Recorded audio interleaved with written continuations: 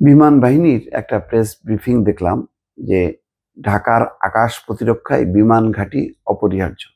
নিঃসন্দেহে যে ঢাকার আকাশ প্রতিরক্ষায় বিমান ঘাঁটি অপরিহার্য, কিন্তু বিমান ঘাঁটিটা কোন অবস্থানে থাকবে, কোথায় থাকবে, সেটা কিন্তু গুরুত্বপূর্ণ। একেবারে আমি দেখি নাই যে বিশ্বের উন্নত দেশের একেবারে রাজধানীর ভেতরে বা খুব কাছাকাছি অবস্থায় বিমান ঘাঁটি থাকবে, হয়তো আছে, আমার জানা নেই। কিন্তু এইরকম অবকাঠামোর মধ্যে যখন নাকি কোনো বিমান ঘাঁটি থাকে, সেখানে প্রশিক্ষণ বিমান যদি চলাচল করে, প্রশিক্ষণ নিতে যে যদি দুর্ঘটনা ঘটে, তাহলে এরকম বিল্ডিং এর মধ্যে পড়বে। এই বাস্তবতাটা কতখানি যুক্তিসঙ্গত বা এটা চলতে থাকবে কিনা, সেটা নিয়েই কিন্তু প্রশ্ন।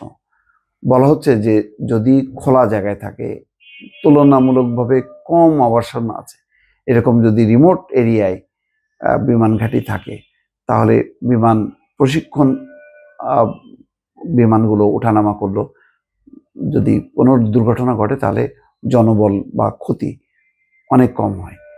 সেই বিবেচনায় বিশ্বের বহু দেশে আছে একদম রিমোট জায়গায় তারা বিমান ঘাঁটি করে, অস্ত্র ঘাঁটি করে, সামরিক যেই বলে প্রশিক্ষণ গুদাম, মানে যত সরঞ্জাম রাখা, সবকিছু তারা তেমন অঞ্চল বেছে নেয় যেখানে জনবসতি কম। তো বাংলাদেশের ক্ষেত্রে এর ব্যাখ্যাটা কি, এটা বিশেষজ্ঞরা ভালো বলতে পারবেন। কিন্তু আমার কাছে মনে হচ্ছে যে এই দুর্ঘটনার ফলে শিক্ষাটা কি, শিক্ষাটা হলো যে এই যে বলা সংবাদ সম্মেলনে দেখলাম যে বিমান বাহিনীর বিমান পরিচালনা পরিদপ্তরের পরিচালক এয়ার কমোডার শহীদুল ইসলাম, তিনি সংবাদ সম্মেলন করে বলছেন যে যুদ্ধ বিমান পরিচালনায় বিশাল জায়গার প্রয়োজন হয়, পাশাপাশি রাজধানীর আকাশ প্রতিরক্ষা নিশ্চিত করতেও এই ঘাঁটি অত্যন্ত গুরুত্বপূর্ণ। বিশ্বের বহু দেশের রাজধানীতেও এমন ঘাঁটি আছে। এটাও একটা আরেকটু পর্যালোচনা করা দরকার যে ভারতের অবস্থাটা কি, পাকিস্তানের অবস্থাটা কি। অন্তত আমরা বড় বিশ্বতে না, যে প্রতিবেশী দেশগুলোতে দেখি যে সেখানে যে হিন্দল যে বিমান ঘাঁটি ভারতের, সেই হিন্দল বিমান ঘাঁটি অবস্থাটা কি, তার চারপাশে অবকাঠামোটা কি, আমরা কি সেরকম অবস্থার মধ্যে আছি? আমরা তো এই মানে হযরত শাহজালাল আন্তর্জাতিক বিমানবন্দর আস্তে আস্তে রাজধানীর ভিতরে যে ঢুকায় নিয়ে আসলাম, এটা বিমান উড্ডয়ন এবং অবতরণে সমস্যা হচ্ছে কিনা, সেগুলো বিবেচনা করা দরকার।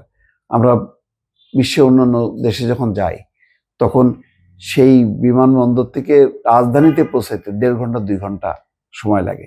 তাহলে এবং তাদের রাস্তাগুলো অনেক চওড়া, খুব স্পিডে যাওয়ার পরেও 1.5-2 ঘন্টা লাগে। তার মানে বোঝা যায় যে যথেষ্ট পরিমাণ দ্রুত, অর্থাৎ রাজধানী থেকে হয়তো 50 কিলোমিটার বা 100 কিলোমিটার, 150 কিলোমিটার দূরে।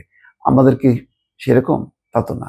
আমাদের পুরা মানে শাহজালাল বিমানবন্দর চারিপাশটা যেভাবে অবকাঠামো দিয়ে ঘেরাও করা, তাতে এটা রাজধানীর একদম ভেতরে ঢুকে গেছে। ফলে মানে যাত্রীবাহী বিমান, বিমান বাহিনীর যুদ্ধ সামরিক বিমান, সবগুলো উড্ডয়ন অবতরণ আস্তে আস্তে ঝুঁকিপূর্ণ হচ্ছে বলে আমার ধারণা।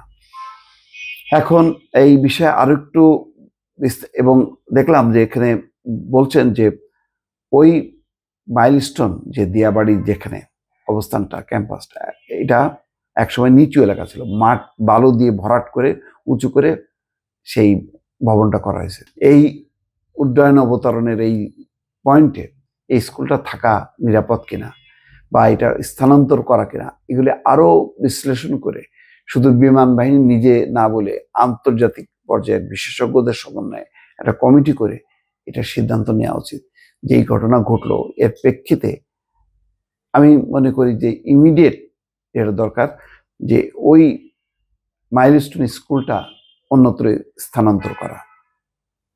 তারপরে বিমান ঘাঁটি একদম প্রশিক্ষিত যারা মানে চালক, তারা সেখানে থাকলো, শুধু প্রশিক্ষণের জন্য একটা দূরত্ব, মানে বাংলাদেশে একটা প্রত্যন্ত অঞ্চল বেছে নেওয়া উচিত প্রশিক্ষণের জন্য।